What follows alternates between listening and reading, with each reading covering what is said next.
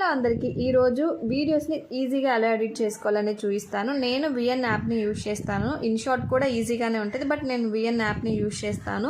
So మనం ఇవన్నీ ఏమి యూజ్ చేయం కాబట్టి ఇలా ప్లస్ బటన్ మీద నొక్కితే న్యూ ప్రాజెక్ట్కి వెళ్తాము. న్యూ ప్రాజెక్ట్ మీద క్లిక్ చేస్తే మన గ్యాలరీకి వెళ్ళిపోతుంది. మనకు కావాల్సిన వీడియోస్ని సెలెక్ట్ చేసేసుకొని నెక్స్ట్ బటన్ నొక్కోవటమే.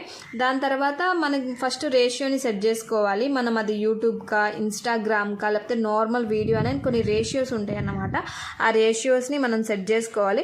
దాని తర్వాత మనం కింద కొన్ని ఫిల్టర్స్ ఉంటాయి, సో టూల్స్ ఉంటాయి, వాటిని యూజ్ చేసేసుకోవచ్చు. ఇలా ఫిల్టర్స్ ఉంటాయి, ఎఫెక్ట్స్ ఉంటాయి, ట్రిమ్ చేసుకోవచ్చు, మనం వీడియోని కట్ చేసుకోవచ్చు. మనకు కావాల్సిన దగ్గర నుంచి మనం కట్ చేసేసుకోవచ్చు. స్పీడ్ ఉంటుంది, స్లో మోషనా స్పీడ్ అనేది సెట్ చేసుకోవచ్చు. వాల్యూమ్ ఉంటుంది, వాల్యూమ్ని పెంచుకోవచ్చు, తగ్గించుకోవచ్చు.